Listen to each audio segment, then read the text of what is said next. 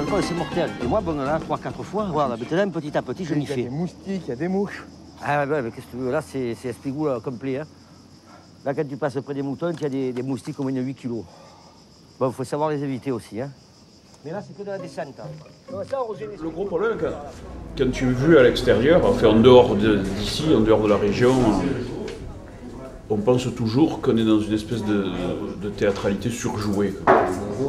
Or moi, comme un des mecs que je connais dans la 400 Spigoule, il est comme ça. Je l'ai toujours connu comme ça. On se connaît depuis 30. Il y a 30 ans de ça qu'on s'est connus, quand on avait été des gamins.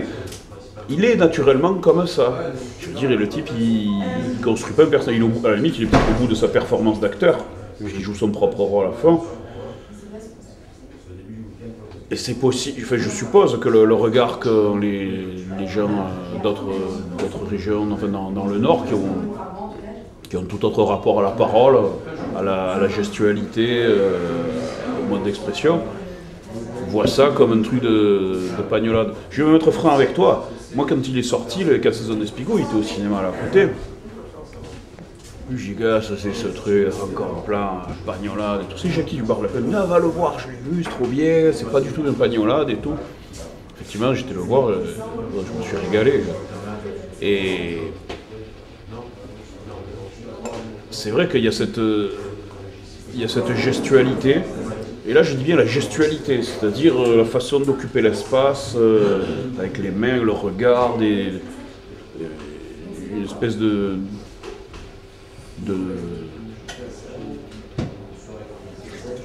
sens inné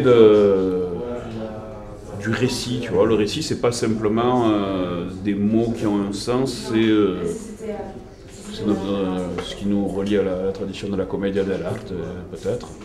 D'un héritage de l'époque baroque, je sais pas. Mais c'est vrai qu'on est comme ça. On est comme ça. Et c'était mon postulat au départ, je veux dire. Oui, toi tu as considéré. Alors c'est vrai que ça donne pas forcément une image, comment dire. On peut pas simplifier la Provence à Espigoule. C'est beaucoup plus. Non, bien sûr. J'en étais conscient, mais c'est aussi ça. 15 jours peut-être. On ne s'est pas aperçu que la statue qui regardait la place, regardait la poste. Alors les enfants se sont amusés à la tourner. C'est-à-dire avant, elle était républicaine, elle regardait la mairie, et maintenant elle regarde l'église, elle a changé. Elle a changé. Par contre, il y a des problèmes, puisqu'on me l'a rapporté encore ce matin, il y a des problèmes peut-être entre le curé et certains particuliers. C'est vrai que celui qui est actuellement, il est trop strict et s'il fait ça, il fera beaucoup de mariage. Le temps où le curé et l'instituteur se disputaient les bonnes élèves est terminé. Moi j'ai toujours entendu des critiques sur Pagnol, Puccius, tu vois. Il y a quand même une frange des Provençaux qui m'ont dit Pagnol, il a fait du tort à la Provence, on rit de nous, tout ça.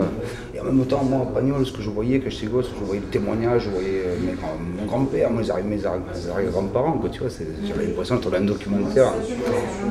Effectivement, ça dépend le regard que tu portes sur ces personnages. Je crois que c'est Robert Laffont qui avait remarqué qu'un public méridional et un public parisien, voyant le même film, ne riaient pas aux mêmes endroits, et que c'était pas le même rire.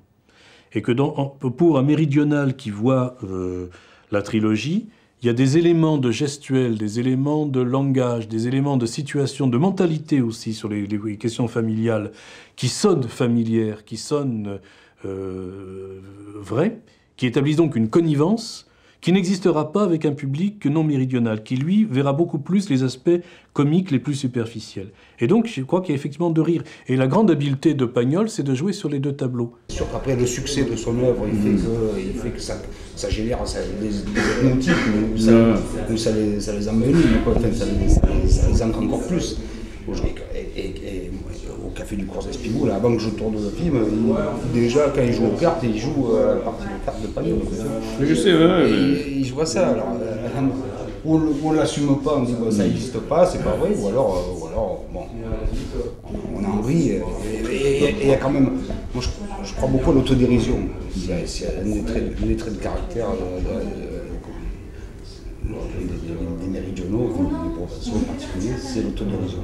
Et donc, voilà, pousser un peu sa folie pour faire rire, quoi, tu vois, faire rire de soi, quoi. C'est un acte de générosité aussi. Je vais faire à Monsieur le Président de la République une proposition de loi qui est très simple, compte tenu des élections qui vont se passer. Quand les élections sont passées, article 1, chaque fois qu'il y aura en France 1000 licenciés de quelque secteur qu'il soit, privé ou public, on licenciera immédiatement un député, un sénateur. Ils seront mis au chômage, pendant 1 an, ils auront le SMIC. Tous les 1000 licenciements, un député, un sénateur licencié. C'est la proposition de loi. Non, mais en plus, je ne plaisante pas parce que la lettre partira. Je la ferai d'abord au président. Et si on ne me répond pas, je ferai une lettre publique. Enfin, lettre ouverte. Ce qu'on appelle lettre ouverte.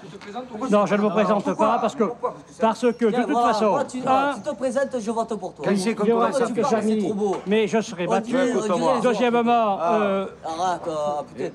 je vous aime assez pour ne pas vous tromper. Une photo d'identité.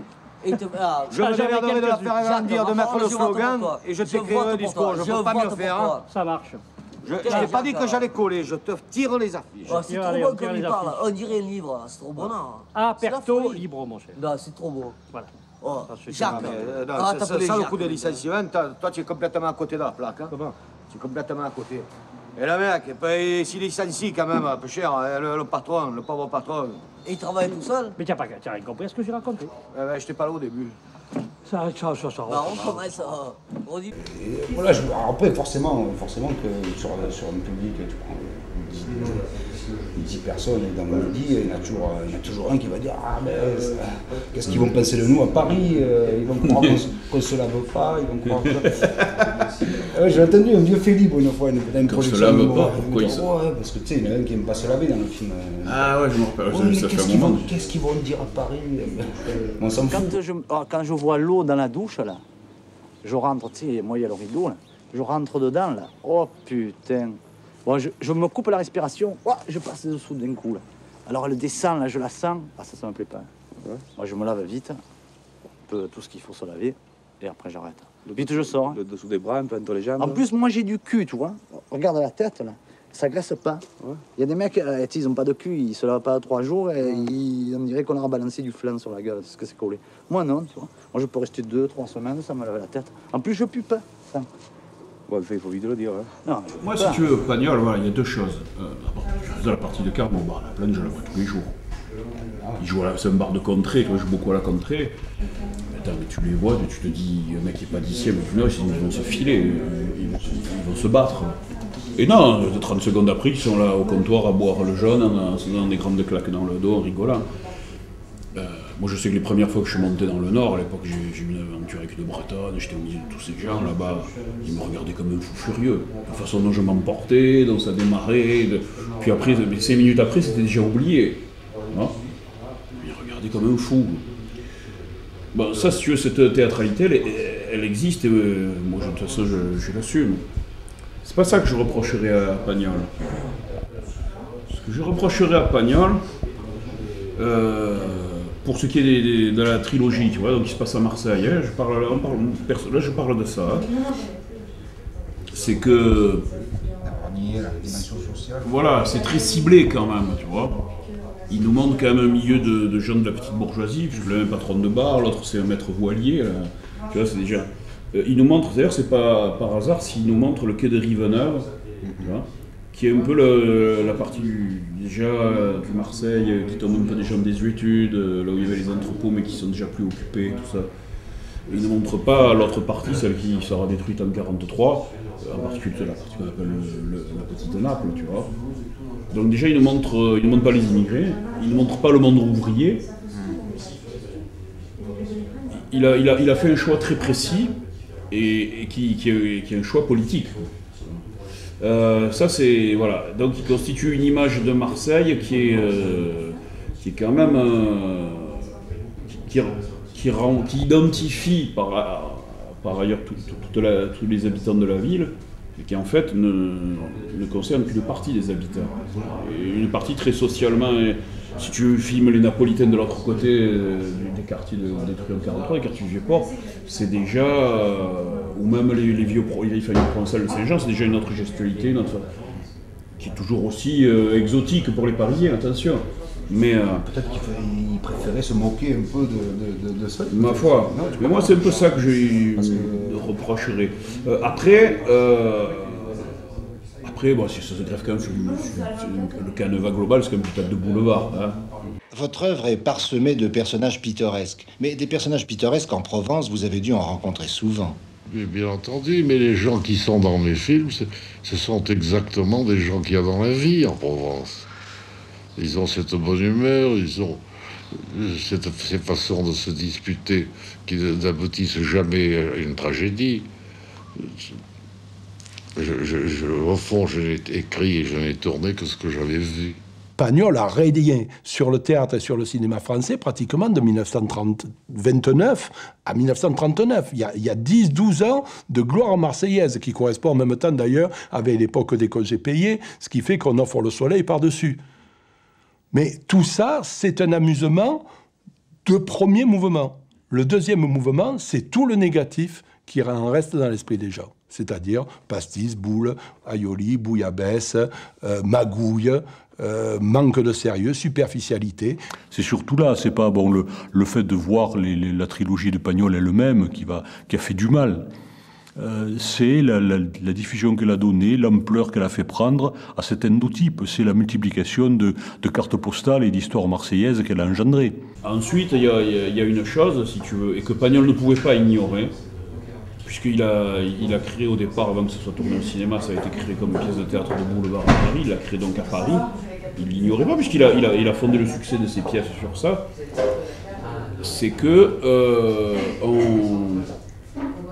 ce côté... tu as cet aspect comédie qu'on se joue entre nous, qui est un langage qui nous est propre, et qui fonctionne, si tu veux, entre nous. Mais tu as... et qui ne fonctionne pas avec les gens du Nord, forcément. Ils ont d'autres rapports à la parole, ils ont une autre gestualité. Mais quand tu le fais voir aux gens du Nord, ce n'est plus un langage. Ça cesse de fonctionner comme un langage. Ça devient un stéréotype. Et ça, évidemment, Pagnol ne pouvait pas l'ignorer. Et pourquoi ça devient un stéréotype? Ça devient un stéréotype dans la mesure où tout ce langage, il est aussi lié à une langue. Il est aussi lié à une culture qui sont en train de disparaître, ou alors qui sont isolés dans certains recoins folkloriques, comme par exemple les gens qui se déguisent en costume folklorique à Arles, à certaines occasions, tu vois, qui font vraiment les centres de Provence, tu vois. Bon, Pagnol n'a pas envie d'être dans ce truc-là, mais si tu veux, et il pose pas franchement la question. Il appuie pas là où ça fait mal. Mais vous-même, Marcel Pagnol, vous parlez le provençal? Oh oui, je parle encore assez bien, moins bien que dans mon enfance. Et vous n'avez jamais été tenté d'écrire en provençal? Non, parce qu'il me semble que ce n'est pas une langue d'idées. Ce n'est pas une langue pour exprimer des idées, mais plutôt des sentiments, n'est-ce pas? Et des sentiments très simples. Et puis, pourquoi écrire dans une langue qu'on lit si peu?